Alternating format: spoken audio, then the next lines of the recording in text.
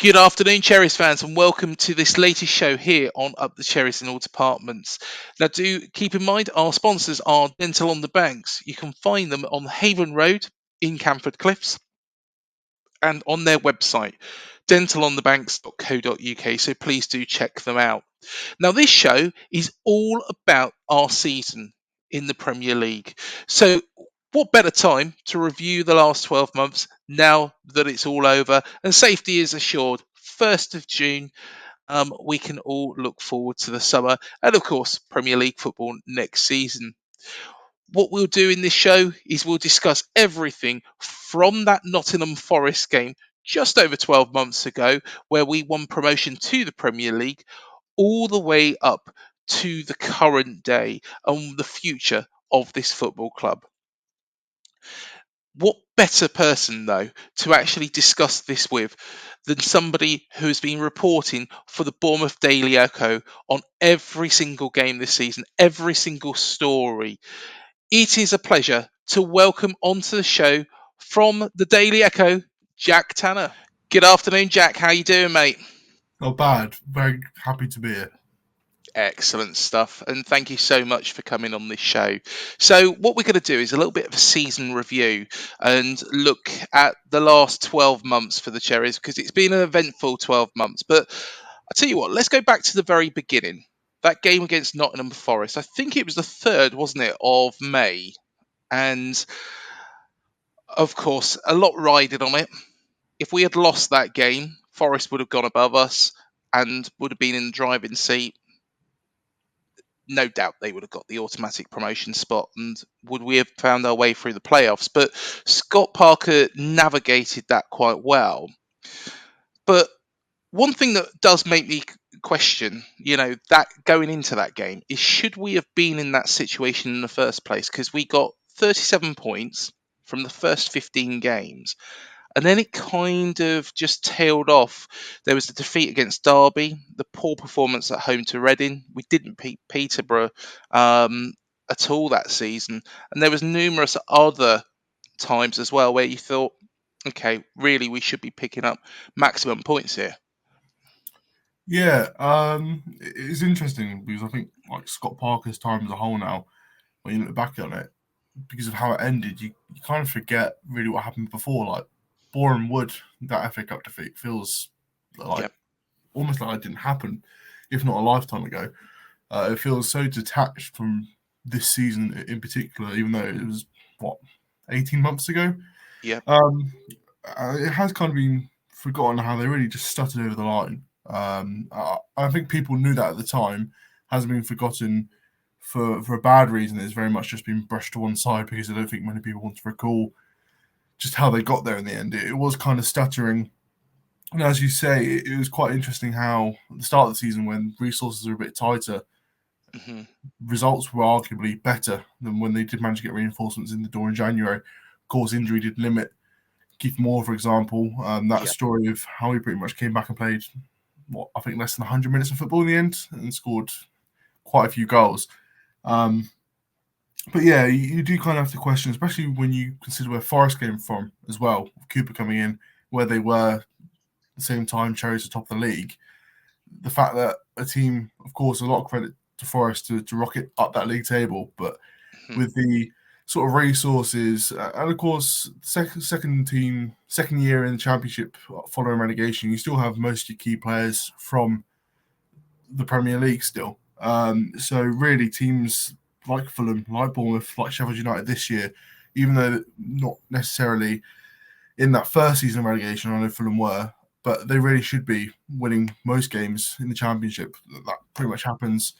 So yeah, it wasn't the best of promotion seasons, I think, just in terms of form, but they did get the job done. And that Forest game again feels like a lifetime ago. Hmm. With regards to going into this season, after our promotion, and we was written off by pretty much everybody. The bookies didn't just have us as the relegation zone; they had us as bottom. And you saw numerous, of course, AFC Bournemouth release that video as well of people saying, "Yep, Bournemouth to go down, Bournemouth to go down." Everybody was saying it. They could have picked loads and loads and loads more, but everybody wrote us off. And, considering the strength of the squad that we had going up from the Championship, but maybe that squad had kind of underachieved towards the end. Because I don't know about you, Jack, but the squad at the start of the Championship season, because we had so many injuries, we was playing Zeno Ibsen Rossi, Gavin Kilkenny, of course Zamora and Anthony were both, youngsters and hadn't had much football at all under their belts. It felt like that was a weaker squad than what we finished with, but we stuttered over the line. But it seemed like the strength come back towards the end, but the results went down a little bit. Do you feel that it was quite unfair to predict us as finishing in that bottom three? Well, especially bottom of the league. I mean, I think automatically all promoted sides get lumped into the relegation battle, no matter what. Even like, Yeah. for example, this year, Fulham well clear of it, Leeds a few seasons back as well clear of it, Brentford as well. Just for examples, but you also got to consider the reinforcements in January were largely loan players, and then you're also losing quite a bit of experience. You had Gary Cahill going. I know Robbie Brady didn't play much, but it looked like whilst there was quality there, there perhaps wasn't Premier League experience. It wasn't, I think, only 3, 4, 5 players had over 100 games in the Premier League. Yeah. So even if they were good players, they haven't yet had the opportunity to kind of prove themselves in the top flight. But I think it's a case of, I think even now, if you look at it, I wouldn't necessarily say Bournemouth have like for the 15th best squad in the division. That's not a slight on the Bournemouth players. It just proves how much money is in the Premier League and how many good players teams have. And sometimes on paper, those players are really good players. You look at like Nottingham Forest, for example, signing on loan an Atletico Madrid fullback who, before the loan move, was playing regularly, got a Champions League finalist, goalkeeper Keylor Navas on loan from PSG. Just the sheer amount of quality you just peel back. I mean, the amount of players you don't even realise are still at a team because they're not even playing and not even being utilised properly. So I don't think it was too harsh to say when they came up, but also I think with that sort of recency bias of realising how Cherries kind of struggled to get up there, you wouldn't be too harsh to say that they were going to struggle, especially because they lost a load of loan players. I know maybe Nat Phillips had the biggest impact from the January signings on loan, like Todd Cantwell kind of faded away. Like Gary Cahill, again, he left, had stopped playing as well, but still that experience in the dressing room can be key. But the summer business, again, they didn't bring in Premier League experienced players. You brought in Neto, obviously, who has experience with the Champions League. Obviously, that's proved to be a great signing, but he wasn't even playing at the start of the season, was he? No. Which, again, seems crazy. But yeah, the transfer business, the players that were there, and the form they were in to seal promotion, you can kind of see why that added up to people thinking that they were going to struggle. Mm-hmm. Well, of course, we got off the mark early on with that win against Aston Villa at home, but we then had 3 games against the big teams. So we're talking Man City, Arsenal, and then Liverpool in a row. We'll come to that Liverpool game. But with regards to the Man City and Arsenal performances, I thought we played all right at City. Yeah, I think obviously no game of football is a complete write-off, but especially Cherries' record at City and against City in the Prem, especially, it doesn't make pretty reading. That's a difficult run, isn't it, on paper, to play what proved to be top 2 teams in the division. And Liverpool, even though, of course, they've had an off-season by their standards, they do have the opportunity when it clicks, because it's not just the 9-0. To score 7 goals against Manchester United, that to me is even more insane. And I was there at Anfield for the 9-0, and that felt crazy at the time. Mm-hmm. They're obviously still a good team that can really hurt teams. But as a run, I must admit, I wasn't necessarily thinking that Parker's job was under threat heading into that Liverpool fixture. Even if you told me beforehand, Cherries are going to lose 9-0 today, I necessarily wouldn't have thought Parker was going. It obviously happened for his comments. But I think they got what you kind of expected from the City and Arsenal games, especially the way they were set up. It very much was risk adverse. They weren't trying to go for anything special. It kind of did feel like damage limitation. And then you would kind of say, well, did they really limit much damage? I don't particularly remember. Arsenal looked good in the home game, but I wouldn't necessarily say they had so many chances that they would have scored more if Cherries hadn't put the handbrake on. So it's one of those where I think any newly promoted side sees those three fixtures and they probably go, well, 0 points. But performances were okay, but about what you expected. And I think personally in those situations when you kind of know you've got nothing to lose, especially like second game of the season going to City, you may as well go for it, because you go to Anfield 2 games later, you don't go for it and you still lose 9-0. Like, what's the point? But yeah, I think it was a weird time because everyone kind of expected it. And also, I think it was also offset by that Aston Villa win. Not many people were expecting quite a comfortable win against an established Premier League team on the opening day. And that kind of put a little bit of credit in the bank, and that credit in the bank quickly disappeared. Scott Parker did say before the season even kicked off that he needed reinforcements. And Maxim Demin has been always so supportive to this football club. But let's be honest, he never had an endless pot of gold, as we soon found out, of course, because he needed to sell, or he wanted to sell the football club. He loved his time here, but at the same time, I guess the money that he could invest would only go so far. But of course, Scott Parker, after that 9-0 thrashing at Liverpool, which unfortunately I was there as well, Jack, come out with those statements. Do you feel, firstly, at the start of the season, do you feel that he was justified to say what he did say? And then after that Liverpool game, was he just basically shooting himself in the foot? There's definitely a time and a place for saying it, and a way of saying it, because I think fast forward to January, you had Gary O'Neill kind of striking the same sort of chords in terms of what he was saying, but he was just much more polite and more balanced about saying it. Yeah. The oddest thing to me is Scott Parker was a long-term target of the club for some time. Obviously, he stepped down from Fulham, where it looked like Fulham would have continued with him for another season in the Championship after the relegation. And he went from Fulham, and when he left Fulham, he made similar comments of how the club had to kind of establish themselves and take further steps rather than becoming that yo-yo club. So to me, it just seems baffling that he would step down to Bournemouth in the season of the Championship, as he probably would have been with Fulham. But I just don't believe that when he was hired, he wouldn't be informed of the landscape of what perhaps promotion would entail.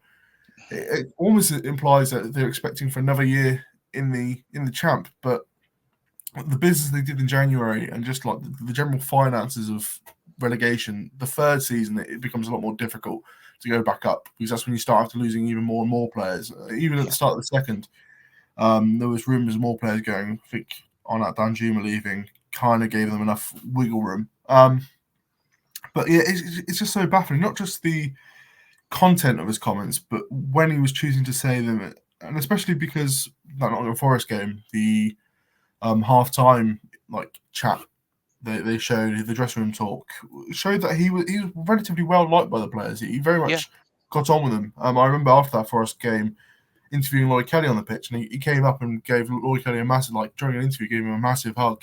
So he clearly cared for the players. And I guess part of it is he sees himself as a winner and he has that kind of ruthless attitude. But to be such a huge disconnect with the hierarchy of the club, to not know what the summer plans were and to be frustrated by them, that felt really odd. So to see him go a few days later, just based on that disconnect, added up, because, as you say, I think even at that time, the club had been quietly put back on the market. It had never really been taken off the market, but you're back in the Premier League, interest grows again. So there was definitely things moving in the background towards a takeover. In no way Scott Parker was not informed about that. And he probably was informed to the point that he realised in that summer window he wasn't going to get the players he wanted or the level of investment that he felt required. However, I still think, you look at the summer business, I still think the summer business is better than the January business. Of course, we've had a longer sample size to kind of look at the impact those players have had. But even Joe Rothwell, who of course was injured, but didn't get a look in under Parker. Neto, again, you bring in a goalkeeper who's good enough for Barcelona, but you keep him on the bench. And even we didn't see the best of Tavs, of course. It was only 4 games, but the impact he's had, there was good enough players there, and there's already good enough players at the club that's kind of proved.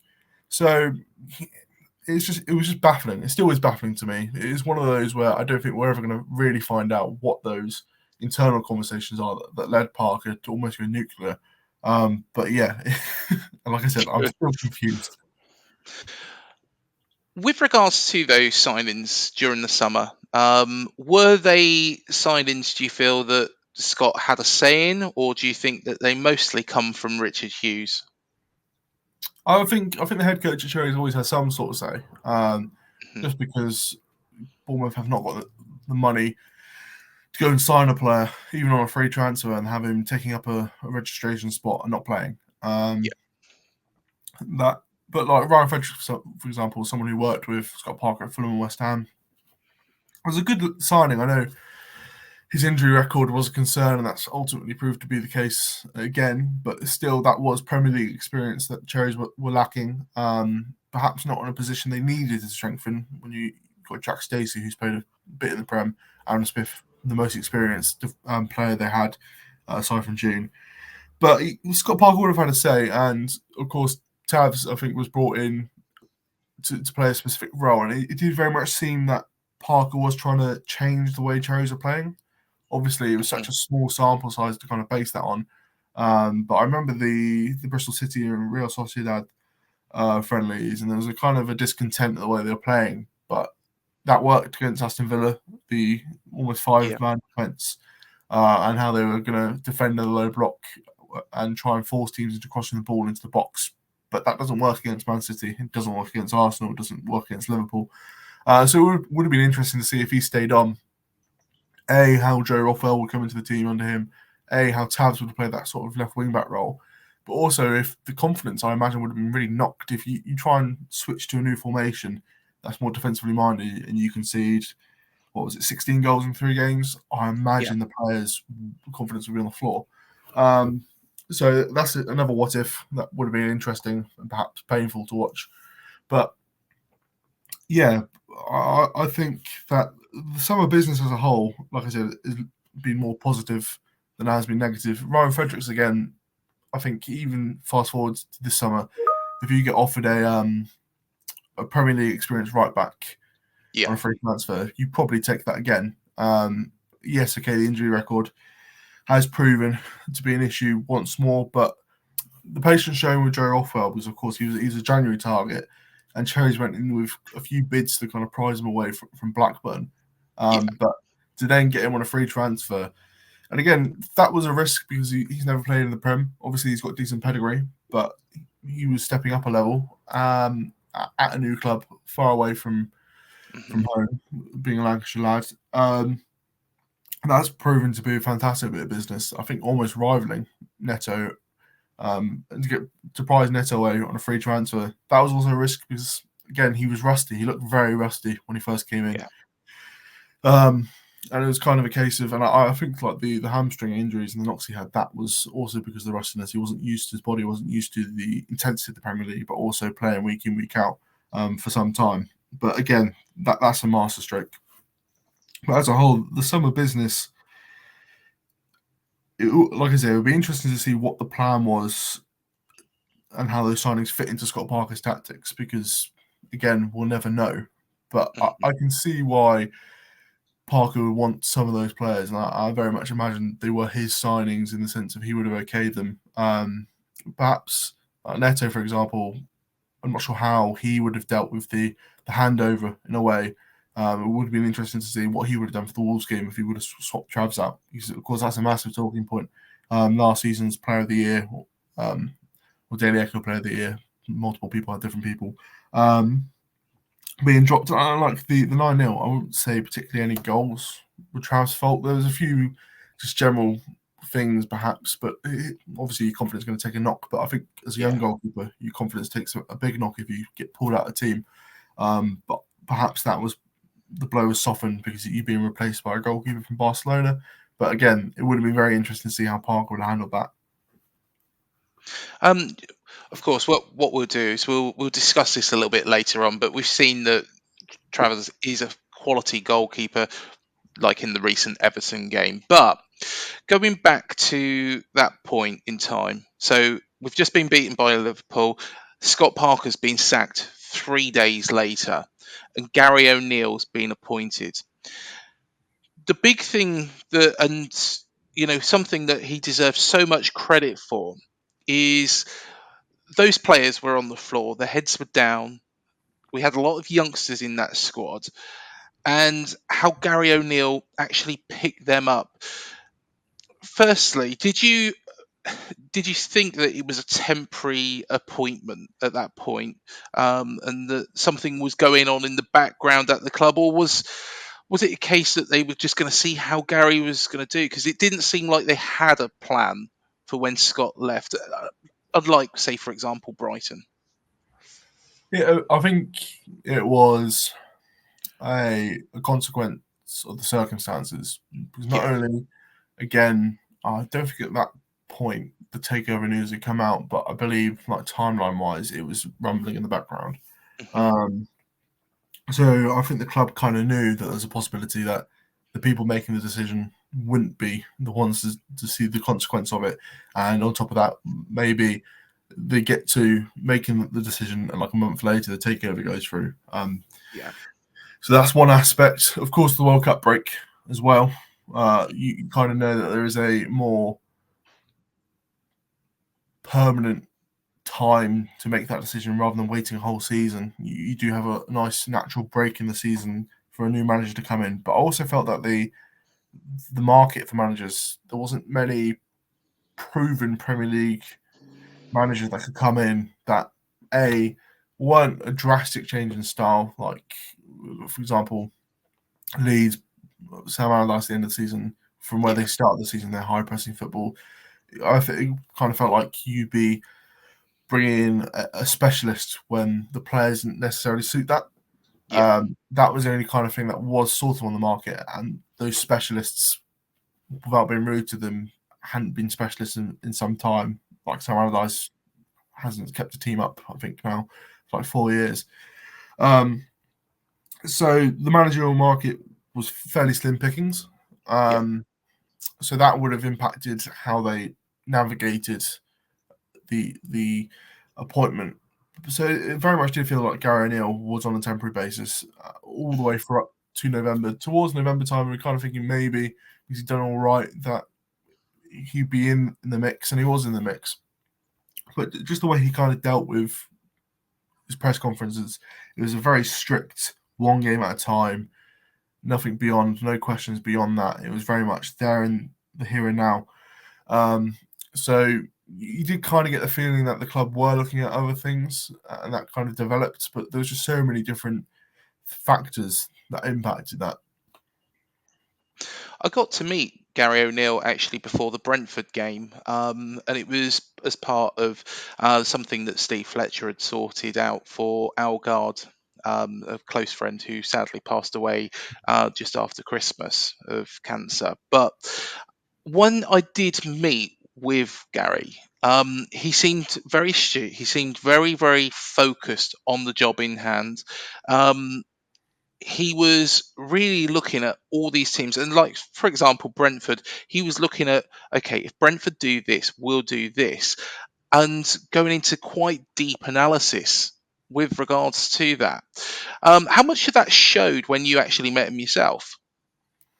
Not much, not because he's not there, but because he is Mhm. extremely guarded. Pretty much, Yeah. he'll open up about tactics post match.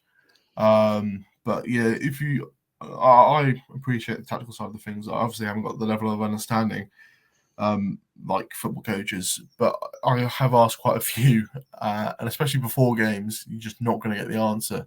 Yeah. You're not going to get a clear cut answer, and it's the same with like team leaders, for example. He's very coy, very guarded about it because it's literally every single advantage he can get, he will take. But he very much does seem to be so studious, so focused on it, and there very clearly is a tactical understanding.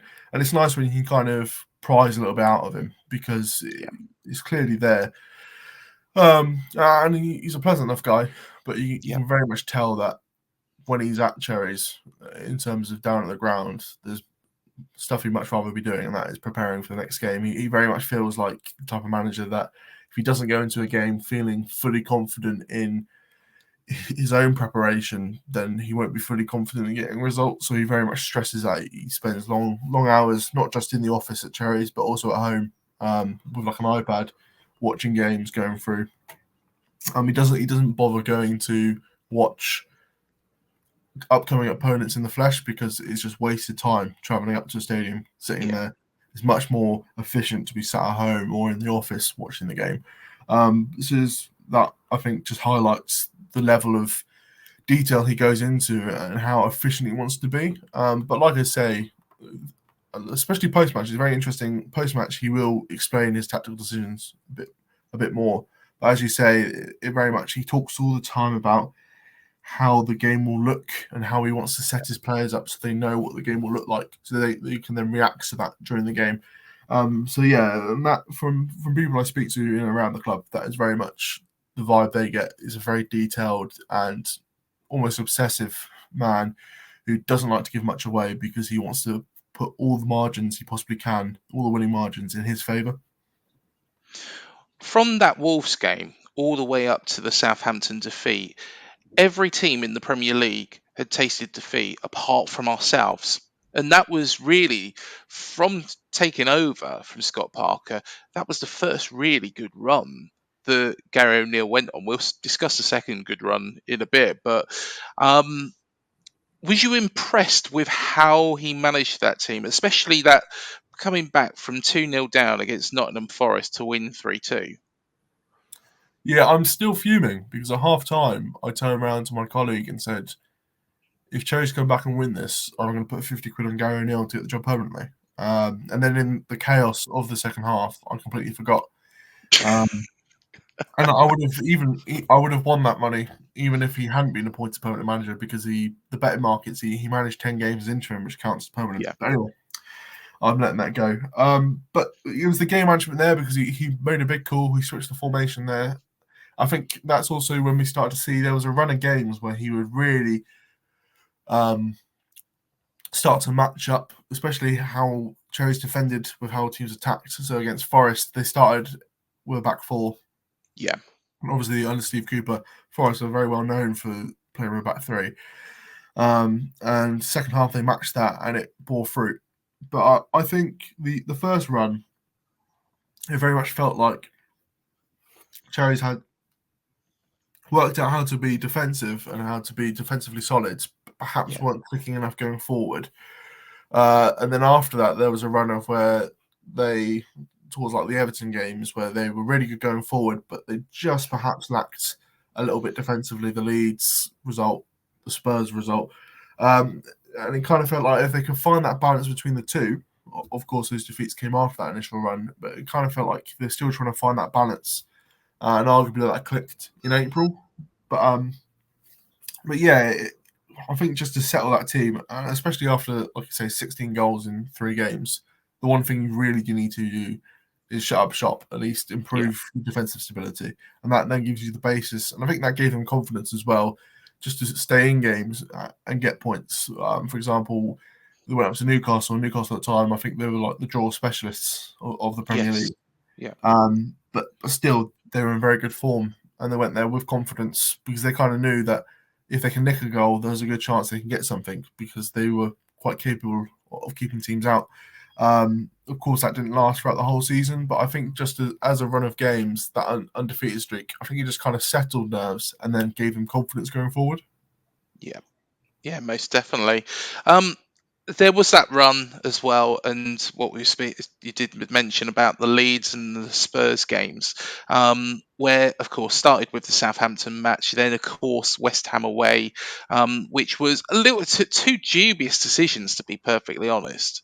That West Ham away match still grates on me a little bit, but then we come to the two games in question, which were the two games where I had a little bit of concern about Gary and how we kept those leads. So of course we was 2-0 up against Spurs, ended up getting beat 3-2, and then Leeds a week later was 3-1 up, ended up getting beat 4-3, and I think we had about 20 minutes to go, didn't we? Um, but one thing you can say about Gary is that he's learned from those mistakes. Do you feel?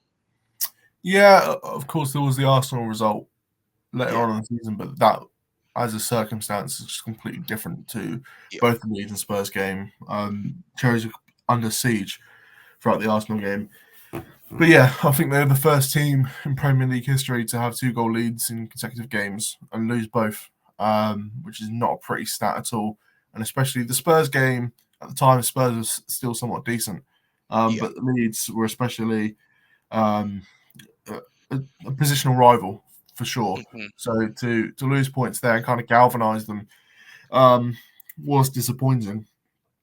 But Spurs game, especially, I think that was the first time we saw in O'Neill the set piece issue kind of rear its head. And of yeah, course, we conceded one or two in games before, but that was the first time where it kind of felt like Spurs got a lot of corners and they looked a threat at most of them. yeah, Leeds, I think they scored from a set piece as well and a yeah, penalty.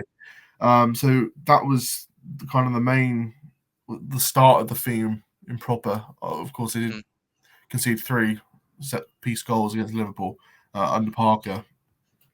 But still, that was kind of a theme. But as a young coach, you've got to learn. And I think the players also, again, it goes back to there perhaps not being tons of Premier League experience in there. hmm, It goes back to them growing confidence and learning from their mistakes and learning how to see out those results, yeah. as well as Gary and his coaching staff learning. Yeah, definitely, definitely.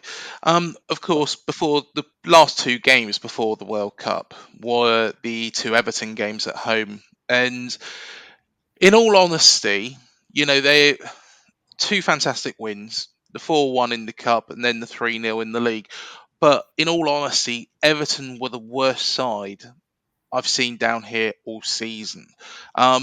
But it led quite nicely into that World Cup period, and there was questions at that time about Marcelo Bielsa, and there was other names floating around as well. Firstly, was Gary O'Neill, do you feel, the number one choice after that match or throughout that period? Because of course the takeover happened as well, didn't it? Then, It's hard to say. I know at that point Foley was having an input, but he very much was not hands off, but he was like, "I'm not the expert here. I'm the money man. I will back if you go for yeah, the ambitious Bielsa one because Bielsa's wages would not be small." Um, and that's the one thing that again this season is we only ever heard really two concrete names on the shortlist, which was Bielsa and O'Neill. And apart from their really studious and detail obsessed approaches, they couldn't be further apart. You got one veteran of the game who has so many people that look up to him, playing a very, very um, idealistic style of football compared to Gary O'Neill, who at that point, young coach, 10, 11 games into his managerial career, who had have to have been quite pragmatic in his approach. yeah, Couldn't really implement his ideals. So that is a question mark. I think you do kind of have to wonder why the shortlist got narrowed down to those two extremely different candidates. yeah, And at the time, I'm a massive fan of Bielsa, have been since his Bilbao side and Chile teams. Um, but even as obsessed as I am with his style of football, I just felt like it was a bad idea because it would have been the first time in his career that he would have taken over a team midway through the season. Of course, the World Cup breaks there, but hmm, not only is that a smaller period than a preseason, it's not a summer. It's not like the summer window where you can still sign players, you can bring new players yeah, in. And Bielsa very much. I remember when he came to Leeds, instantly he binned off Union Kane because he'd watched all his highlights and just decided he wasn't going to fit. He hmm, said you can stay and try to change my mind, but it's not likely to happen. yeah, So it would have been the same. He would have got into November, looked at players, that he didn't like or didn't fit his tactics, and would have binned them off instantly without any way of replacing them for a month. So it was very risky. And then obviously when Everton sacked Lampard and Bielsa was linked there again, his offer of taking over the youth teams and letting his staff coach Everton to the end of the season kind of highlights how even he probably doesn't like to take over and wouldn't have liked to have taken over midway through the season. So when it boils down to those two candidates, I think O'Neill was the right choice. However, Yeah. I would kind of question why the shortlist only had those two at the top. There was mentions of Sean Dyche, but I think it was mainly in the fan base. But again, when you look at what he's done at Everton and what he did at Burnley, again, that is a whole transition from the style of football that we like to play here. Yeah, and of course Everton stayed up eventually, but I think it Yeah. was very much a case of there being three worse teams than them, without being harsh. I know people kind of talking about, and I've done an article this morning about how Cherries is their lowest goals scored tally this year. Their lowest goal scored tally in the Prem, and it's the first time in 26 seasons they've averaged less than a goal per league game. It was male Yeah. match inside in 95, 96.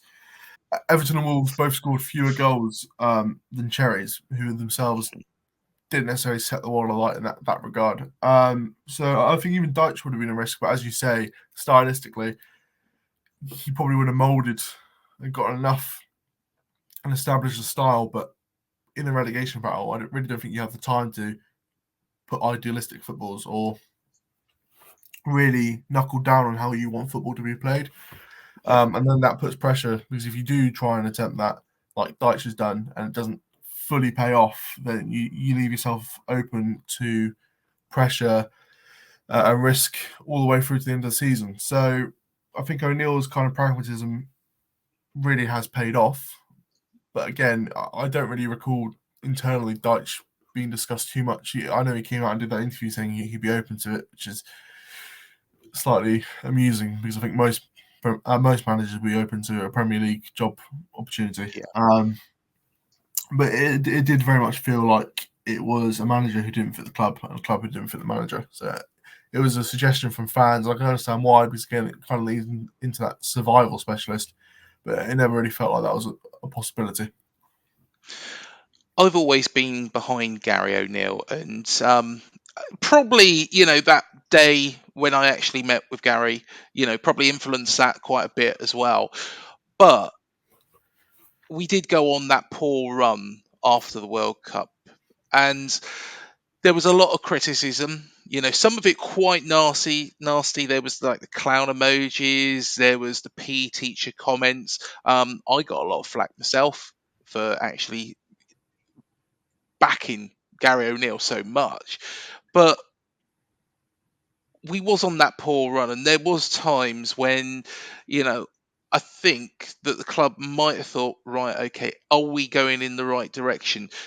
Was there any point from seeing what Neil Blake and Richard Hughes were doing, was there any point when they maybe had second thoughts? Maybe like in extremely private conversations, but never to a level where there was any sort of, like, not even public doubt, but any question of what was happening. I know Yeah, I think it's February time.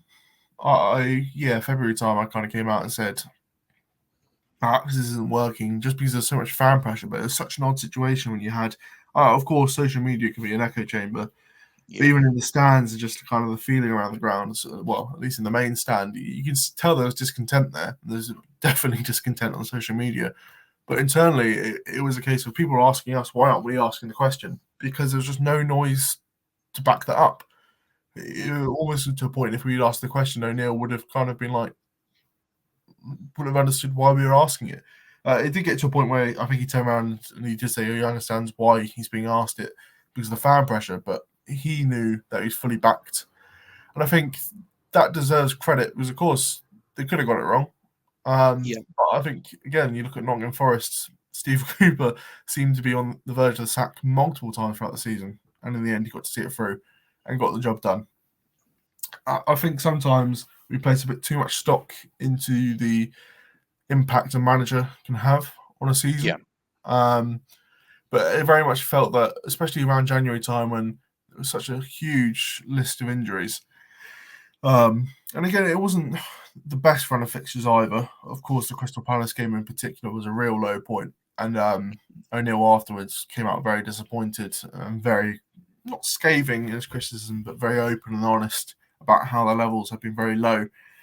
But there was just a little, I kept on seeing just glimmers and glimpses of enough to stay in the division, at least this year.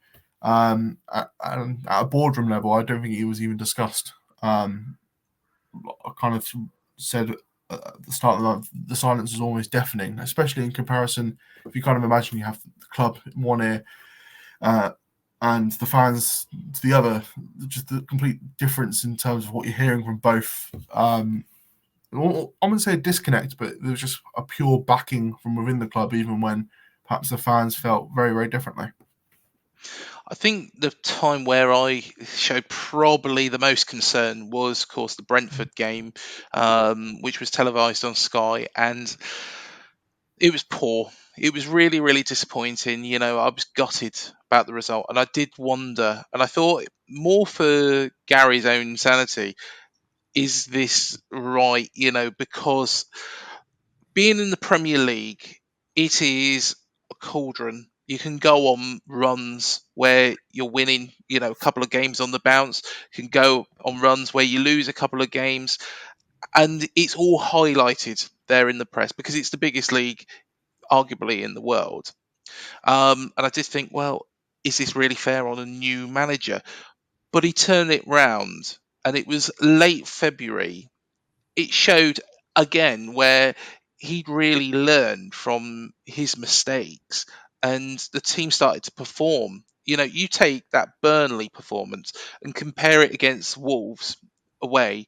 Well, the Wolves away game wasn't a classic again, but it was a pivotal point. Those two games against Wolves, I think, are so pivotal points in the season where he's turned things around.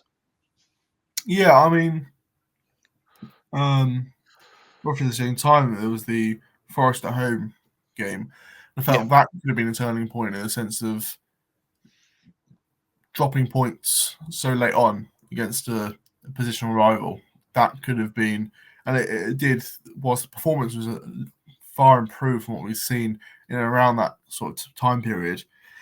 It was the result at a time when you really needed points that really could have turned things. yeah, But yeah, that Wolves result, it was not good. It was not a good watch at all. The goal itself was a bit scrappy.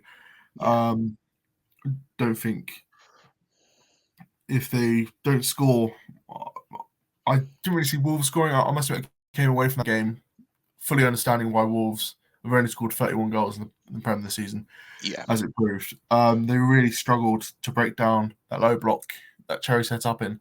But defensively, it was a game where perhaps when you looked at Cherry's league position and kind of the mood around the club in the stands, that it was really a test of the character of the players.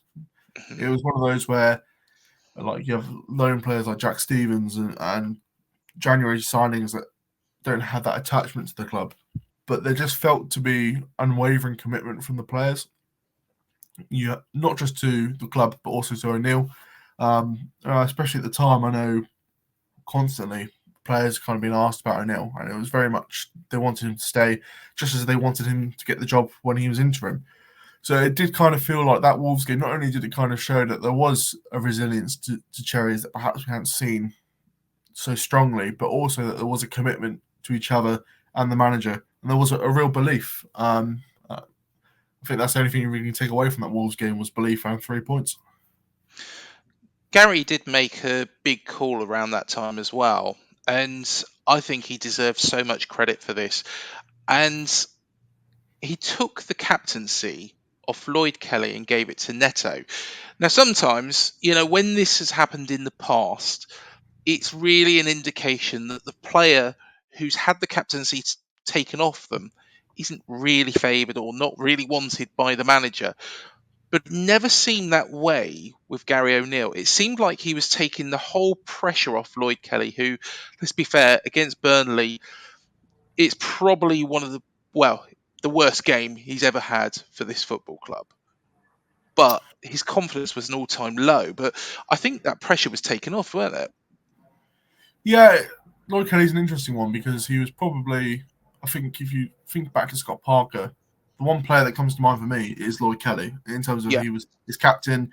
He was tasked with building moves from the back, and he very much became a lightning rod of criticism, especially last season. I remember the amount of times the ball would come back to him and he get whistles and jeers, and it started happening again around February, January time. But you also got to remember Lloydie, last time Cherries in the Prem, he didn't really play because he was struggling with injury. Yeah. He's been bounced back between two positions. Probably still don't know exactly what his best position is, especially in the top flight. And not only this season, he had multiple different injuries. He had an injury in pre-season. I think it's like an adductor muscle, I believe. Then he had like an ankle injury, I think. And it's interesting because I think some head coaches would come in and they would see someone who is effectively the face of the previous manager and perhaps not want to undermine them, but want to put their own stamp on it. It never felt like it was O'Neill kind of arbitrarily going, oh, well, I'll take the captaincy off you and I'll chuck it to whoever. If that was the case, Smithy probably would have just taken the captaincy because he was vice. It was quite amusing, that Brighton game, when Neto took the armband because Yeah. Lloydie wasn't playing and everyone was kind of like, well Smithy is starting. Yeah. But O'Neill hasn't been afraid to make those big decisions, of course. You probably get onto it later, but the whole Jordan Zamora situation, he very much had a say and he very much had the final say on whether Jay-Z would carry on playing after the whole contract situation kind of came out. And with Neto, not only have you got an experienced goalkeeper who already was very loud, very vocal on the pitch, he speaks fairly good English, speaks fluent Portuguese, which doesn't actually help in the dressing room, I don't think. But he speaks good Spanish and Italian as well, which does help in the dressing room. He kind of is that unifying voice that really helps bridge the gaps because I think this is the first time really, and of course Cherries have had players in the past that have mainly only spoken Spanish or French or Italian, for example. But it really feels like this is the first time you've got that issue of loads of new signings coming in that perhaps don't all speak the same language. You haven't really got much opportunity to help those players settle. So I think Neto as that kind of focal point of the team, and he's clearly very well respected. That was a really great call. But as you say, it allowed Kelly to just focus on his game, recover from injury. He's not rushing back to be that kind of leading figure. And he very much still is a leader. But O'Neill, I think, briefly played with Kelly at Bristol City. So there already was mutual respect. And very much when you hear Gary speak about Lloydie, he really rates him. And that's clear how, even when he was still shaking off injury, he was chucked in at left back when he hadn't really played as a left back under O'Neill to replace Jay-Z against Liverpool. So it was a huge call. But again, it highlights that O'Neill hasn't been afraid to make those huge calls. I think Lloyd Kelly's been fantastic. Ever since he's done that, I think, let's be honest, his recent form's been good. His recent form has been really, really good. But going back to that period in time, and after that Wolves game, we went on a little bit of a run. And of course, one of the big moments of the season was that game against Arsenal, and that was followed up by the win against Liverpool, which it just felt we had that sequence of games again: Man City, Arsenal, Liverpool, and it was a time when we weren't particularly in the best place in the league. It looked, like if we lost all three, that it was going to be quite difficult. In fact, I believe the Liverpool game, we started the day bottom of the league, didn't we? They're definitely bottom of the league after the Arsenal. Well, after Arsenal's / Saints beating Leicester, which was Yes. the late kickoff. But yeah, they went into that Liverpool game, not just like bottom of the league, but probably the lowest they would have felt after pushing the then league leaders all the way to literally the last kick of the game. Again, it's that resilience that has been shown throughout the season to go from 9-0 to being defensively solid enough just days later at home to Wolves under a rookie head coach to bounce back from Arsenal, and also with it in that period, they've been well beaten by City. And I do think Yeah. that the home performance against City was vastly improved than the away Yeah. performance. There was actually intent there. But yeah, and not only do you go into that Liverpool game with Arsenal in the back of your mind, you've also got the Liverpool game fresh in the memory as well, uh, Hmm. the Anfield result. So to kind of go into that and look, and again, Liverpool have been iffy this season. Yeah. How much of that result was down to Liverpool not being at their best, I can't really comment.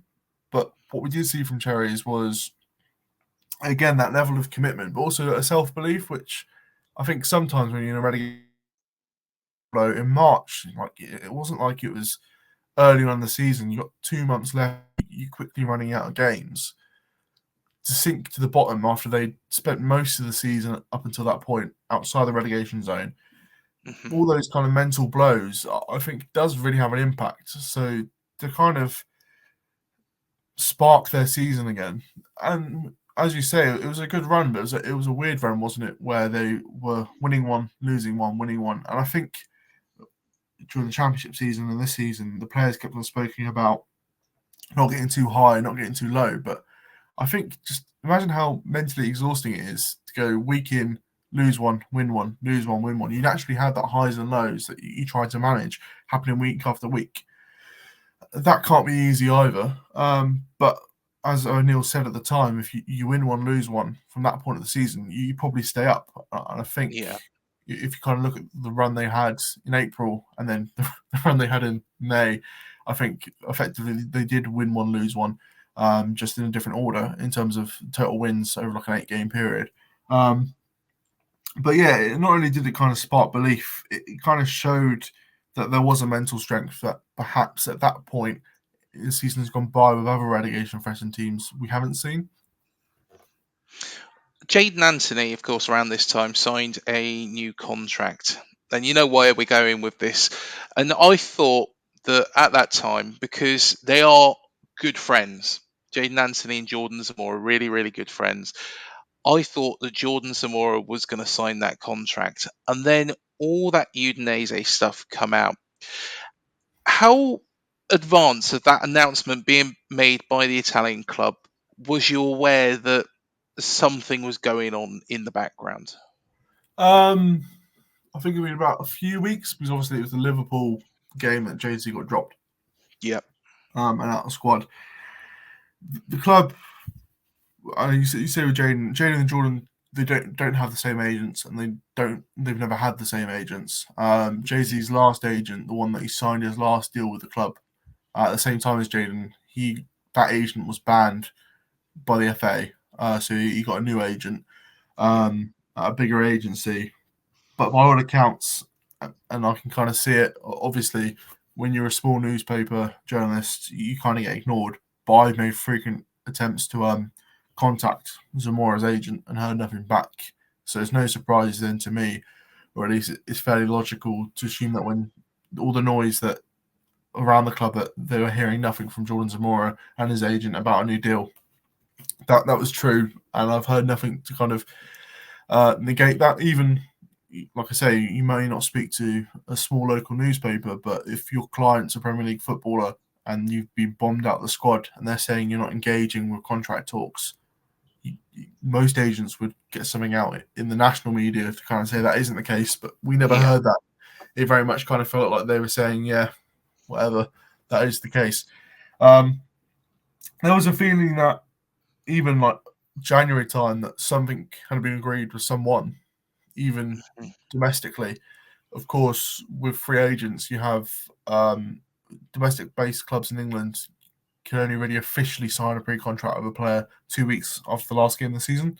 Yeah. But international clubs, such as Udinese, can approach a player with 6 months remaining. But it very much felt that it would be domestic, even if something perhaps underhanded had been taking place. But a lot of people, you make the comparison with Jalen Anthony and Jordan Zamora. The other comparison that was brought up was with Jefferson Lerma in terms of why was Jefferson Lerma still playing with Jordan Zamora not.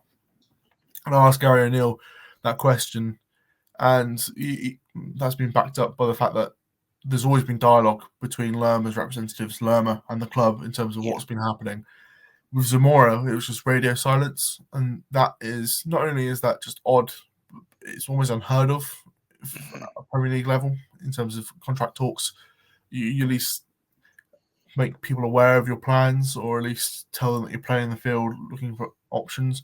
There was a contract offer on the table that had been improved, much the similar sort of level of Anthony that I understand, that just wasn't negotiated. It wasn't responded to. It just sat there.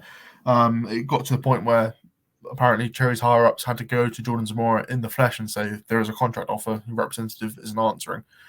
That's not normally how contract talks occur. Yeah. But the Udinese stuff kind of came out of nowhere, and Cherries found out about it on social media.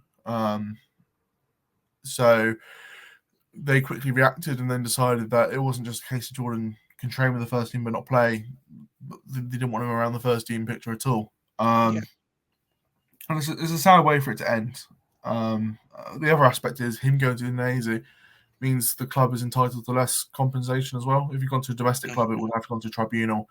They would have been in for considerably more money than they will receive due to FIFA solidarities payments. So there's that aspect, but it wouldn't have been a large amount just because of when he joined Cherries in the first place as a 19-year-old from Charlton. I think Charlton are set to get more money from this transfer than Cherries will, which is slightly crazy. But yeah, it was one of those where after the Liverpool game, we knew something was up. Hmm. But because there was not just a radio silence to the club between the Zamora's representatives, but also to the media, it was such a weird time because no one was really hearing anything. So the Udinese stuff kind of came out of nowhere and was quite surprising. And it was really weird how it all happened because, of course, Jordan Zamora retweeted, or he put out a tweet a minute before he retweeted the Udinese announcement. Was there ever? Gary O'Neill seemed to always be very, very supportive player, but do you feel that he felt let down because of what Zamora had done? Maybe not that like the social media thing, but I think how he handled the situation definitely because Hmm. Jordan Zamora, okay, is his first Premier League season. I wouldn't say he particularly set the world alight, especially defensively. It was a big part of how Cherries went forward attacking, but certainly hasn't proven he's irreplaceable. Um, but I think there was a disappointment, and O'Neill it kind of caused a flurry in Wales of all places because O'Neill was talking about how he wanted players to be with the group. People Yeah. thought that was talking about Kieffer Moore and Chris Mepham going away on international duty, but it wasn't. It was very. It was a question about Moore and Mepham, but it was very much an answer about Jordan Zamora. So I think there was just a disappointment that after helping the team into the championship, after being given the opportunity of being a Premier League footballer by Cherries, that there wasn't that same level of commitment. And again, going back to Jefferson Lerma, even though the club kind of had a feeling that perhaps he was going to go at the end of the season, there was no question over his commitment, not just on the pitch, but in training. Just his general demeanour and approach was just so professional that it really kind of highlighted Zamora's lack of commitment. We were still, of course, at that point in a relegation battle, and it seemed like, I had the feeling once that was announced, I thought, right, okay, this is where it goes a little bit wobbly. Things could go wrong here. But Gary managed it well again to make sure it had zero effect across the whole team. Because shortly after that, we won that Fulham game, 1-0 down, 1-2-1, and then went on a run, of course, winning at Spurs from, you know, being 2-all. Oh no, Dan Juma was always going to score there, wasn't he? But, winning 3-2, it seemed like it had zero effect on the side that Zamora used, considering how close everybody was to Zamora, especially Jaden. Yeah, I mean, it's one of those where it's an awkward situation for a player, really. Because you're going to get, Jalen especially. I've always kind of felt bad for both of them because a lot of journalists, a lot of people, they're a package deal. So one always gets asked about the other. And we were very much were only speaking to Jalen Anthony in the latter half of the season. So he was very much being asked about Jay-Z. But I think, again, it just highlights the belief, resilience, and almost laser focus Cherries had on survival and on the next game. I think that kind of maxim has been instilled into them this season in terms of no matter what happened in the game previous, you just have to focus on the next game. That is cliche in football, but it's something that perhaps we lose focus of sometimes, like especially once Cherries were safe and they started to look at next season. You can very much tell that that same focus wasn't there. So that definitely is a factor, and they deserve credit for having that focus. So yeah, I really don't think that the Cherry squad are the type to let such not sad news, but such big news, and especially big news to players, that one of their own is being banished almost. It's a harsh word. But even like, for example, you look at how they responded to when Scott Parker left. Scott Parker was relatively well liked, even if you wouldn't have imagined so, because of his comments towards the end. He was well liked. But the players, not unbothered, because of course it's always sad to see someone lose their job. But again, just focus on the job at hand. Very much have been professional this season.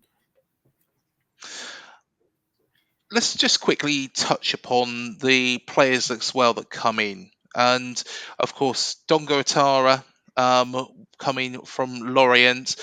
It was always quite a controversial deal because considering Bill Foley has got a stake in Lorient, but also Hamid Traore from Sassuolo and Matthias Viña as well from Roma. But the reason why I mention those two latter ones is because of the clauses put in the contracts. Of course, Hamid Traore has actually signed now from Sassuolo, and I believe, if I'm right in thinking, that there's a similar sort of agreement with Viña. There's an option for Viña. I'm still trying to find out what's happening there. Funnily enough, I tried to speak to Matty Yeah. after the Everton game. It's a very funny story. Introduced myself in Spanish. He turned around and said he didn't speak English. I then said, well, we can do it in Spanish. He then replied to me in Italian and then said to me in Italian, I don't speak very good Spanish, despite him being a native speaker. So fair play to Matty. It was interesting to see what would happen if I said yes. How many languages he would have pulled out to keep me at bay. It's an interesting one because I think Matty Viña is very similar to Jordan Zamora in the sense that they very much are much better going forward than they are defensively. However, I don't think that it's necessarily a bad thing, especially with how Cherries are kind of setting up and leaning more towards. Matty Viña's versatility, I think, can also help. And also, you imagine if he's been here 6 months, I think that kind of head start to next season could be a factor in why you want to bring him back. And he genuinely has impressed. It seems like he's got the opportunity to score a great goal every game. He's had a few ruled out, had a great strike late on against Everton. Interesting to see how that one pays out because I know Roma, their financial situation isn't great. They might be forced into making a sale, but they also would like to replace him. I know that Matty Viña deal was kind of dependent on Roma getting in Diego Llorente on loan from Leeds. How they approach that and kind of might be a domino effect that one goes. But if there's an option in the clause, an optional clause in the deal already, Cherries have that kind of advantage going into the window if they do want to make that permanent. But it just kind of seemed like O'Neill isn't opposed to using Viña as a right back. So with Jack Stacey going, I can see him signing Viña just so he has depth on either side. It'd be interesting to see how that one pans out. But yeah, the Hamid Traore one, I think that was more financial fair play. That just to push the cost to next season. But again, the January signings on a whole have looked good, but I don't think even right now we've seen too much, like enough of Matty Viña to say one way or the other whether he is the answer, for example, or will be worth the money. And the same with Harman Traore. I know injuries kind of blighted him slightly. And Dango Otara has had good moments, has other moments looked not poor. I think there's obviously a language barrier there. Tactically, I think he perhaps isn't. That isn't his game. He very much is a player that needs that freedom. And when he is allowed to just kind of hover and find his own space, he does very well. When he kind of has to track back, he's shown some proficiency at it, but that Fulham game in particular, I remember just watching O'Neill go mental, trying to get Ouattara to track back. And then the amount of space Fulham kept on finding down that left-hand flank was ridiculous. But Ouattara came off that and the team looked a lot better. But there has, of course, on the flip side, been games where Ouattara's come on and Cherries looked a lot better. He very much is a situational player, I think.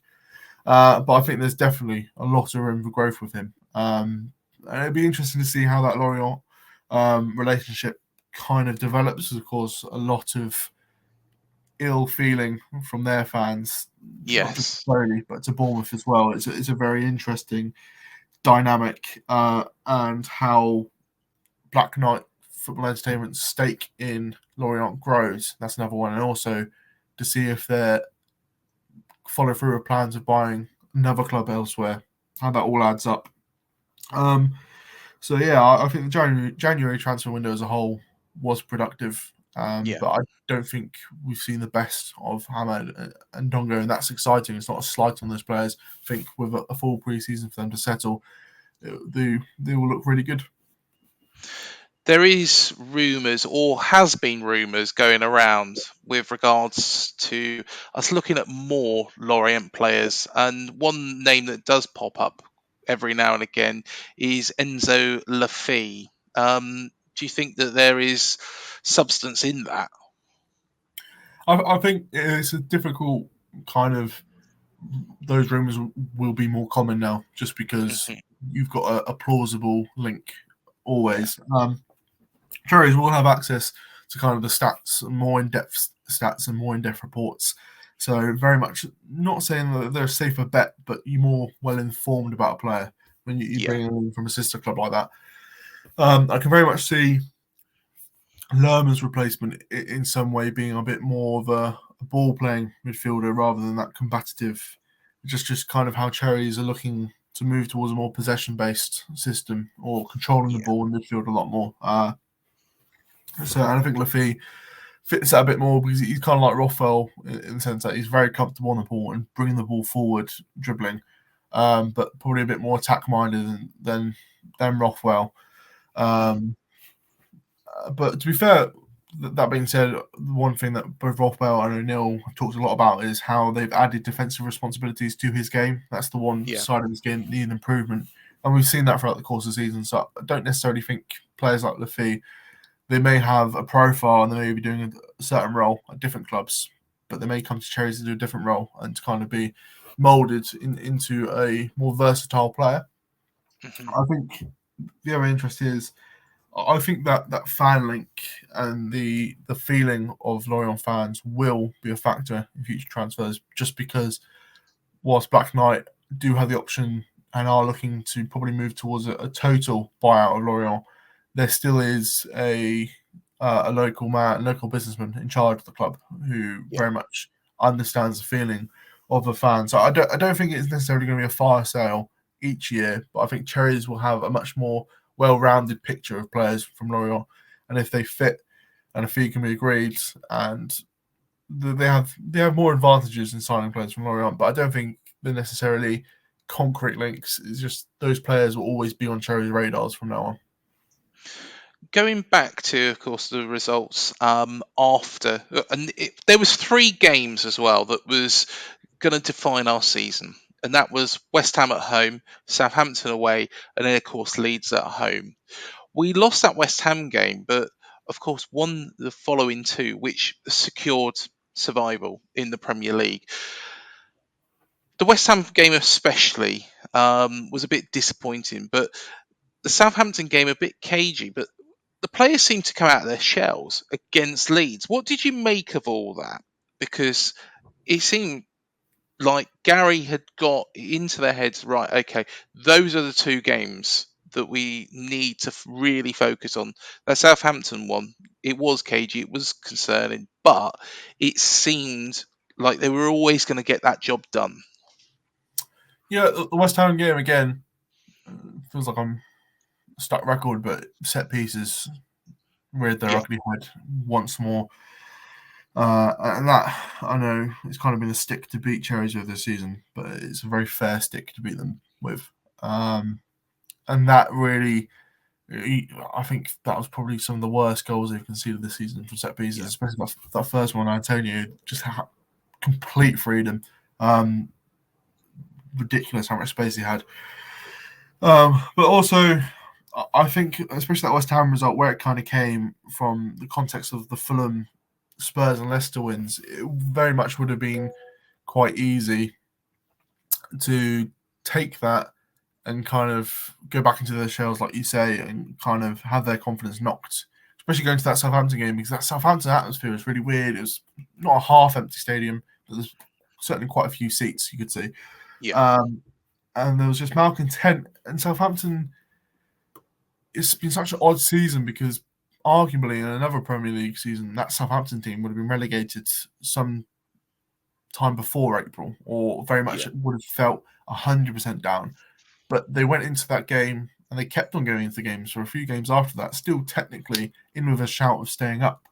hmm, So there was that sort of energy of you never know, and especially Southampton's record against Cherries is pretty good. You look back to the first game that's between the two teams this season under Ralph Hasenhüttl, Southampton were in poor form, Cherries were in decent form, and Southampton got a goal, and it looked like yeah, they weren't. Cherries never really looked like scoring. Um, and as you say, extremely cagey game. Again, Matty Vigneault almost scored an absolute cracker. Just have it ruled out. It did take not quite a moment of magic, but it very much felt like if one team was going to produce something, it was going to be Bournemouth. But yeah, after they scored, yes, you say it felt like they were always going to get the job done, but it did always feel like Southampton had just something that something was just going to click for them, and very almost did, just a matter of inches. But how they dealt with that situation, and especially when you come back from that disappointment of playing on the Sunday, losing comprehensively to a team in and amongst it down the bottom, to yeah, then going down the road to a game that you know your fans care about against a team that it's just a discontent, it's a weird atmosphere to play in. To get that result and get over the line at that stage of the season is all that matters. And it kind of felt, I know O'Neill kept on saying 36 points wouldn't have been enough, um, but it kind of felt like there was less pressure after those running results that lifted them up, that they can go into that Leeds game against a Leeds side that very much, I think, if you score the first goal against Leeds under Javi Garcia and then Sam Allardyce as well, if you score the first goal against Leeds, they will just mentally crumble. And that proved to yeah, be the case. I remember looking across from the press box to the Leeds fans going over, to the Leeds players going over as their own fans. They looked shell shocked. They looked like they hadn't had a clue what happened. And I think that was probably up there with the best performances we've seen from Cherries this season. Even though Patrick Bamford's goal, again, that was poor. He had so much space and time to head yeah. home. But overall, just as a whole, it very much felt like there's one team that knew survival was a possibility and were confident of going and claiming it against a side that looked in free fall, especially after the first goal was scored. One man that had an absolute blinder that day was Jefferson Lerma, and I'm absolutely devastated that he's leaving the club. Um, he's been no nonsense. He had the chance, to be fair, when we were relegated to the Championship, to leave this football club, but he chose to help us fight our way back into the Premier League. Um, I'm guessing that it was going on for some time beforehand, like you mentioned with regards to the contract situation. Um, it was going on for some time. I thought he was always going to go to Spain, but there's two parts to this question really. One that's more recent. Second part about Crystal Palace. It looks like Crystal Palace is his destination. They're quite a similar club to us in terms of size. Yeah, maybe a bit bigger, being in the Premier League bit longer, but it's not the massive step up that you'd expect. And there was bigger Spanish clubs that were being mentioned, weren't there? Yeah, but speaking to sources, there was never any concrete interest. There was interest, but the Mm, money that is in the Premier League just far outweighs the money available in Spain in other continental teams, especially sort of mid-table. I think Jefferson's in that stage of his career, 28, 29 in October, that he's arguably got one big contract left. yeah. And I do understand that Cherries at least matched the length of contract. That wasn't an issue. But also, I think it comes back to not only does like London have a stronger Spanish speaking community, much Hmm. easier to get flights, um, for example, but sometimes footballers just need a new challenge. And even if that challenge seems similar, just a change in scenery, a change in kind of atmosphere, and also just approach can help you grow as a footballer and also as a person. I think Jefferson very much is that type of person who wants to keep on improving. He's definitely improved. He's like, for example, he's really calmed down. His disciplinary records. Well, I say he's really calmed down. He gets less bookings. Perhaps hasn't calmed down with some of his antics, but he very much is a more controlled player in that aspect of the Mm, game. Um, but also he's had that kind of Premier League relegation battle for some time. I know people kind of point towards Crystal Palace in a similar situation, but I do kind of think they're further along in terms of being that established. You look at the yeah, talents they have. Of course, Zaha may leave, but Etza and Elise are fantastic players yeah. who there's no real concrete links for them to leave as well. And then Decore in the midfield, Decore, Lerma midfield of Etza, Elise, potentially Zaha in front of them is a very, very good outfit in the Premier League. Just a stroke away, really, I think, from perhaps matching Brentford and Brighton, especially in terms of a strong starting 11, perhaps haven't got the same depth as Brighton, for example. But I think, yeah, just sometimes a change of scenery and a new challenge is just enticing. Uh, Sometimes, as you say, I'm working on a piece discussing this. It was a difficult time when the Cherries got relegated with COVID because Yeah. that did kind of impact the transfer market and who could leave. But still, at that point, when you've got a Premier League proven midfielder who has been one of Cherry's first names on the team sheets under 5 managers now, when a club gets relegated, there is always the possibility. And when a club that gets relegated doesn't go back up after the first season, that second season, and the financial pressures strengthen again, there is the opportunity and the possibility that he might have to leave. But even though there perhaps wasn't concrete interest, I think that stems from the fact that he never really pushed for a move. He was very happy to help Cherries get back to where Yeah. they were. It very much was a case of perhaps if a club did come through with a concrete offer, it'd be a different story. But it wasn't a case of him turning around going, "Oh, actually, I'm the club's record signing, £25 million. I've been to World Cup. I'm a Colombian international. Um, I should be playing week in week out in the top flight." It was very much a case of he had a contract, he was willing to honour it. And like I said, I think there was interest in Turkey. Turkish Mm, clubs and their finances are a law upon themselves in terms of actually how much money they have and how much they can pay. So how strong those links and how close that was to a move, but it very much never felt. Even this season, even with his contract expiring, it never felt like Lerma's commitment was elsewhere. His focus and his efforts were solely focused on Bournemouth. And sometimes that can be rare, especially like imagine what is your second season in England. You still yeah. not speaking the language fluently. There's a global pandemic happening, and you've just been relegated. You're thousands of miles away from home. It must be an incredibly difficult place to be in. Um, it was a difficult time for everyone, of course, but as a circumstance, it would have been quite easy to just kind of say, "I'll sack this off now. Like, I've tried. They've gone down. It's a good time to move on." Yes, okay, the financial market caused by COVID perhaps didn't facilitate a move, but he very much could have pushed for one if he really wanted to. Uh, and I think that deserves credit. The rumours that I heard with regards to Spain were of Villarreal and also Sevilla.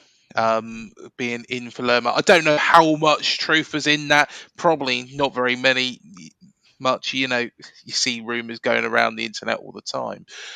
But one big question, actually, because there is a cloud over Spanish football at the moment. Of course, what happened to Vinicius Junior in that recent match between Real Madrid and Valencia, and the disgusting scenes from the Valencia fans.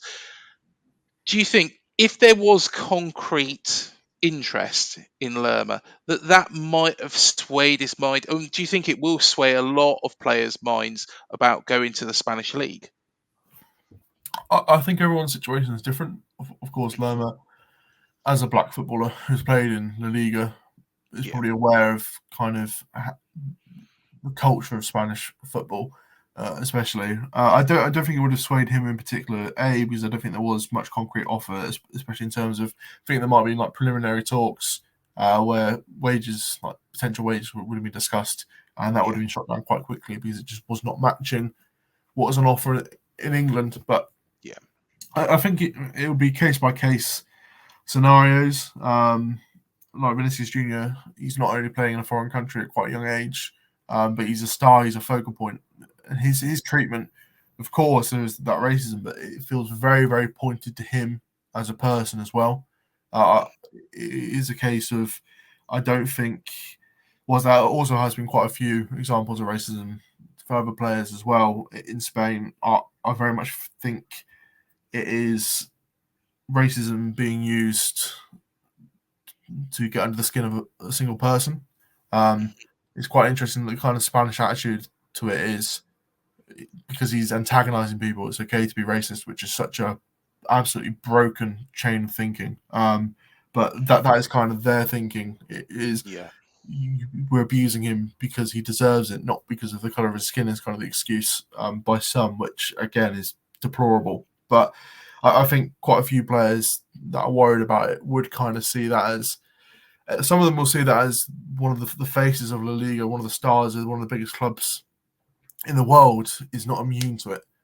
But I think other players will kind of realise because he's on that pedestal, he's getting the focus. But yeah, I wouldn't really say that was an impact in Lerma's thinking, and it probably will impact other people's thinking. But I think footballers, they want to play at the highest level they can. yeah, They understand most countries. It seems like there's always going to be one or two, isn't there? I think even over yeah. here, commentary lad that missed the penalty, he's had racial abuse. So Mm. I think unfortunately for players, that's just a fact of being a footballer. You're going to get abuse, and depending on the colour of your skin, there's a strong chance you're going to get racist abuse, which is extremely sad. Yeah, completely agree, mate. Completely agree. Um, of course, after that Leeds game, our season kind of went out with a little bit of a whimper. We had the Palace game, and we didn't during that match. Elise and Eze, two players that you mentioned there, kind of run that game. Um, the Man United game, I think we played quite well in, and I think we played all right at Everton as well. I think just 40,000 Scousers getting Mm. behind their side. It was always going to be difficult. But do you feel that the players did take their foot off the gas, or do you feel that it was just a little bit of a run of fixtures that maybe that Gary wanted to experiment in? I very much get the vibe of experimenting. The Chelsea game, they were very unlucky Yeah, to lose that. I feel just weren't clinical enough, and then Chelsea, as soon as they scored the second, hit them on the break, scored the third. And of course, people will say that that's not the Chelsea side of old. Um, but they still have some good players, especially on a counter-attacking basis. They can hurt you. But it was very disappointing because I think that was Lampard's first win, wasn't it? it was. Yeah, Um, so, but again, I have seen elements apart from Crystal Palace. I saw nothing of any real note there. hmm Just like the referees did with the Lerma Anderson incident, but nothing to take away from that. But the Man United game and the Everton game felt like a game plan for that specific game. I felt like they were really trying to take the sting out of it, trying to keep the ball really not quieting down the Everton fans because that didn't work. Smithy said yeah, that to me afterwards. He said it was one of the best atmospheres that he's ever played in. But how they tried to navigate and negotiate that, it would have been a good approach, say, if Cherries also had something riding on that, Yeah. kind of control the game as much as they can in those circumstances. But United game was similar. They tried to keep the ball a lot more. I think they've kind of realised it's a case of not necessarily having possession for possession's sake. Also, Neil about it in the sense that I think only like 3 goals this season Mhm. have come from a sequence of more than 10 passes. They're very direct and counter-attacking side. And O'Neill did point out that unless you're kind of Manchester City, Arsenal, that's quite rare anyway to have long sweeping sequences. But it does really kind of feel like that there is a focus on not only keeping the ball, have more control of games, but also a focus to have the ball to kind of unlock low blocks. That's something Cherries have really struggled this season with. The main Yeah. source of goals have been hitting teams in transition when defenses aren't set. As soon as a team kind of gets that low block, most teams do struggle. So that's why it's a very frequent and common defensive tactic, the low block. But in particular, they've really struggled to kind of bring teams out of that shape once they settle into it. So I think that focus, and when you kind of know you're safe already, apart from the Crystal Palace game, just how annoyed O'Neill was afterwards, kind of explained that very much wasn't them being on the beach. It was just a poor day from them. Both Crystal Palace games this season have been quite poor, extremely poor. Probably, I say, 2 worst performances of the season, or at least up there. But I was seeing enough from, especially the Manchester United game and the Chelsea game and a bit of the Everton game, to kind of see that there was a focus on next season. And that's what O'Neill's messaging has been in press conferences. Has been, this is an opportunity, and he was put to him that the higher you finish up the league table, the more money you get. But he's kind of saying, if you can get things right this season, you can guarantee yourself 100 million, 200 million by staying in the Premier League for a third season. So, and I think it's the first time he's had the opportunity to think long term. Like I said, he's been game by game for so long. Even after he became permanent basis, there was still that game by game kind of just get through the day to survive. But now that they have survived, there is that kind of scope to look forward to his first pre-season, to kind of get his ideals and kind of get his image of football implanted on the team. What do you think that Gary and Bill Foley need to do during the summer? Because it's going to be a summer of change. Of course, Lerma's gone. There is rumours with other players as well going around. Again, rumours are rumours, and there's nothing concrete until they happen. But what do you think is going to be the main focal points for Gary and Bill? And of course, Neil Blake and Richard Hughes. Again, 2 men that come under a lot of stick, but have done a fantastic job at the football club. It's an interesting one because I think Cherries, not only are they hampered by the stadium situation and the training ground situation in Yeah, terms of like revenue incoming, they don't have as much freedom as other Premier League clubs. I think Premier League footballers and all footballers, they care about the facilities that they're working in.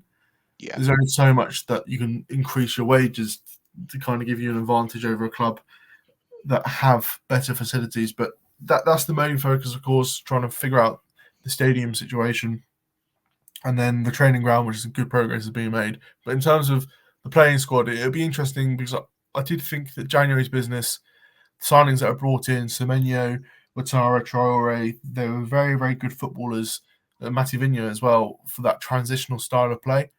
yeah, Whereas, for example, Zabani, I think we're kind of starting to see very similar to Marcus Senesi, where he's very comfortable on the ball. And from what speaking to O'Neill, it does kind of feel like they want to move towards that more possession base, but they want to use the back 3 to build moves. So Senesi, his range of passing is really impressive. But also yeah, Senesi and Zabani, they like to carry the ball forward. So I think whilst you look at 71 goals conceded, I think it's less than 6 teams in the Premier League 20-team era that have stayed up conceding more than 70 goals. yeah, Only one other team, apart from Cherries this year, have stayed up conceding 70-plus goals and scoring less than a goal per game, which is Wigan 2010. So there's clear things that have to improve, set pieces especially. But I think people look at the defence and think that's the thing that really has to improve first. But I think there will be faith for the most part, especially in the back centre backs. I think there will have to be fullbacks brought in just to make up depth issues. yeah, Even if Lloydie is first choice left back, you do really need a backup. Because at the moment, it's just Ben Greenwood who signing the contract, but probably isn't Premier League ready at the moment. And then at right back, you got Adam Smith, who's dependable as they come, but again, question marks over Ryan Frederick's fitness. So you definitely need a fullback. That would be my priority. Again, not like I say, not necessarily Lerma replacement, but definitely another body in the centre of midfield. Especially how, again, I think that central midfield signing will indicate how Cherries are going to line up next season in terms of, are they really going to commit to this new style of play that they're working towards, or might they still try and go for that transitional rope-a-dope style of play that's kind of been dubbed. And I know there's a lot of talk about an out-and-out goal scorer. Out-and-out goal scorers, they are very expensive. I think Dom has done enough to kind of, I know around that time when the side weren't playing very well, there was a lot of discussion about whether he is a Premier League footballer. But I think, especially in April, he kind of proved that when he's confident and when the team's playing well, that not only can he score goals, he can also set teammates up. Sorry, don't know why. I completely forgot what the word there was. He can also set teammates up. And I think he very much suits a possessional style of play. And again, it is a discussion we've had about Solanke for ages. It is, would he play better with another striker? Not necessarily. I think Kieffer Moore's in that unlucky situation where he's turning into that classic plan B off the bench. Yeah. Can offer you something different, you can change. But I don't think he can be that supplementary striker to Solanke. The amount of times earlier on in the season we saw Kieffer Moore on the wing crossing balls into where Kieffer Moore should be was quite frustrating. But to find a striker that perhaps would have to play second fiddle, that is also an improvement. That's an incredibly difficult find in this market. I know already we're seeing links back to Nicholas Jackson. I really doubt that will come through now just because they've gone and signed other players in that position, the wide roles, those kind of quick attackers that can play on the wing. Cherries got loads of those at the moment.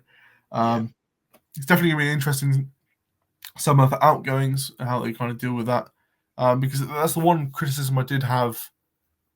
It kind of felt like going into the season and even to January, that was very much just a mishmash of styles. You had a load of players, but I don't think you could pull 11 players and say they are suited to playing this formation. It very much felt like there's always a square peg in a round hole.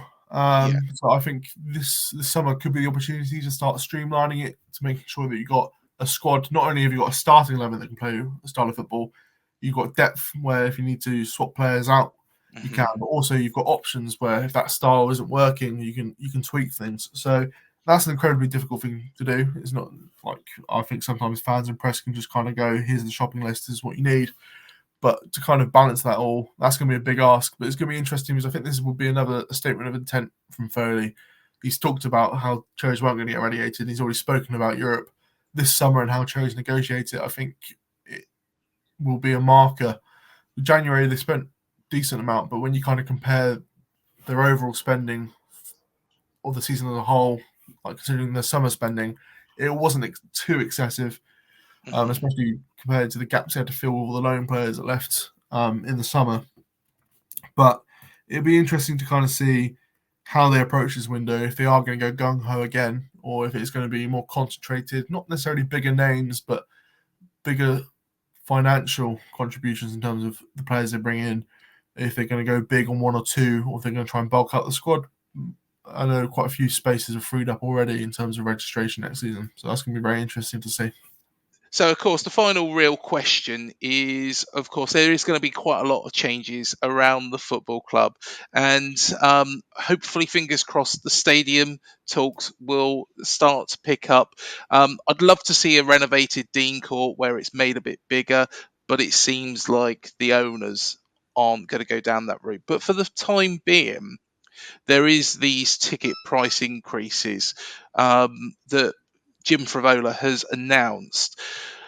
With regards to that, there has been a lot of grumbles, but this is something that is part and parcel. We've not had increases for the last 6 years, and I think fans have probably got to get used to it, and also supporting the whole club. Yeah, I think it might even be 8 seasons now since the last one. I think it's, but it's a difficult one because of course you've got the cost cost of living. Yeah. I think if it's a one-off, it's not every season. Hmm. Obviously, can't talk about that. But if it sets a precedent of allowing that to increase, I think the main grumble. I think most fans aren't perhaps annoyed, or they're at least understanding that may not be happy with it, but they're at least understanding of why there's an increase in prices. I think that main sort of grumble is, uh, I know concessions have been hit harder, especially Yeah. at the time. For what Cherries and Jim Frevola kind of said is more parity, to make it Yes. fairer, which I can see both arguments. I also understand the main grumble about the women's tickets and how that's been approached. I do think that that could have been. I know kind of Jim's turned around and said that they wanted to be transparent about it, Hmm. but I'm very much of the opinion once you've got that money from season tickets, the club can spend it on what they like at the club. Yes. Yeah. They could have just simply said that the ticket, like increased ticket season ticket prices, will go towards the women's team. But it's also we haven't really heard anything concrete about the women's team. That's the other concern I have. They're still an amateur outfit. I don't think necessarily there is direct plans for them to go semi-professional next season. That's the Hmm. next step. It does feel slightly weird to be charging fans to go watch the women's team that aren't paid themselves. Yeah. So I think fans would also be a bit happier if they knew what the improvements to the women's team, what that entails. Yeah. Because at the moment there isn't really a roadmap to kind of see what the plan is there. Because it's not easy. It's not easy to go from amateur football to semi-professional football to professional football with a women's team. And of course, kind of like the bottleneck issue they have with promotion in terms of going up the leagues. You can't skyrocket up them anymore. They're streamlining that. But I think there needs to be a more concrete plan for what's actually happening with the women's football rather than kind of just saying that they will be improving it. We've been hearing Yeah. that since we come in now. So it'd be interesting to see what that money is being spent on. I think fans will be a lot more understanding of that. Because the women's team do deserve support, they do deserve financial support, and that it's good that the club is promising that. It'd just be nice to see what that actually entails. Yeah. Most definitely, most definitely. Well, thank you so much, Jack, for coming on. Hopefully, fingers crossed. Summer. I guess it never stops, does it? For you, you'll be covering all the transfer talk and for the Daily Echo, and getting ready for next season. Yeah, we've got Speedway to tide us over, but Mhm. yeah, I always think the summer is longer than it is, and it very much isn't. Transfer window, I think, opens in just under 2 weeks. Yeah, But there'll be plenty of rumours leading up to that. Plenty of news, keep us on our toes, and then we're back into pre-season. Like, I think Cherries return in a month's time for pre-season. They fly out to wherever they're flying out the week after. So no time at all really. But I wouldn't have it any other way. exactly, mate. Well, thank you so much for coming on. You're always welcome on this channel, and no doubt we'll catch up at some point during the rest of the summer that we've got, and probably next season as well. No, it was always a pleasure. Thank you so much. And thank you everybody for joining us. Please remember to hit the like, the subscribe, and the bell button below to be alerted to any new shows we do here on Up the Cherries in all departments. Please also do check out our recent interviews. I know the game is gone, but we did do an interview with Ocean Colour Scenes Damon Minchella. We also had Kendall Rowan talking about Newcastle and Eddie Howe, and of course, centre of attention Jason Tyndall. Plus, there's loads more. We've had interviews with Harry Redknapp on a number of occasions now, Steve Cook, Steve Fletcher, and many others as well. So do check that out. Hit that like, hit that subscribe button, and you'll be alerted to everything we do. But until the next show, up the cherries, and we'll see you then. Thank you for joining us.